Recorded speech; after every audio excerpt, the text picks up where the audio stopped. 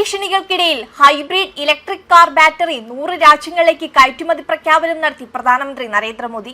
അഹമ്മദാബാദിൽ മാരുതി സുസുക്കിയുടെ ലോകത്തിലെ ഏറ്റവും വലിയ ഇലക്ട്രിക് കാർ ബാറ്ററി പ്ലാന്റ് തുറക്കുകയും ചെയ്തു. കൂടാതെ ഇത് മാരുതി സുസുക്കിയുടെ ആദ്യ ഇലക്ട്രിക് വാഹനമായ ദ വിറ്റാര ഫ്ലാഗ് ഓഫ് ചെയ്തു. മോദിയുടെ നയം ഇന്ത്യക്കെതിരെ കുരയ്ക്കുന്നവരെ തിരിച്ചു വിരട്ടാതെ ചിരിച്ചുകൊണ്ടുള്ള മറുപടി, അതാണ് മോദി. ഇന്ത്യയുടെ സ്വാശ്രയത്തിനായുള്ള അന്വേഷണത്തിൽ ഒരു പ്രത്യേക ദിനമെന്നാണ് പ്ലാന്റിന്റെ ഉദ്ഘാടനത്തെ പ്രധാനമന്ത്രി ട്വീറ്റ് ചെയ്തത്.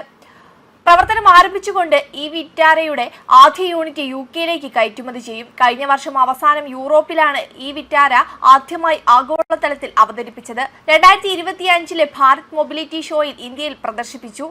ടൊയോട്ടയുമായി സഹകരിച്ച് സൃഷ്ടിച്ച 40PL സമർപ്പിത EV പ്ലാറ്റ്ഫോമിലാണ് ഇത് നിർമ്മിച്ചിരിക്കുന്നത്. ഇത് അർബൻ ക്രൂയിസർ EV എന്ന ടൊയോട്ടോ പതിപ്പും നിർമ്മിക്കും. ഈ വർഷം ആദ്യം ദില്ലിയിൽ നടന്ന 2025 ഭാരത് മൊബിലിറ്റി ഗ്ലോബൽ എക്സ്പോയിൽ വാഹനത്തെ ആദ്യമായി അവതരിപ്പിച്ചു. പൂർണ്ണമായും ഇന്ത്യയിൽ നിർമ്മിക്കുന്ന മാരുതി സുസുക്കിയുടെ ഈ വിറ്റാര 100-ലധികം രാജ്യങ്ങളിലേക്ക് കയറ്റുമതിയുണ്ട്. സുസുക്കിയുടെ ആഗോള നിർമ്മാണ കേന്ദ്രമായി ഇന്ത്യ മാറുകയും ചെയ്യും.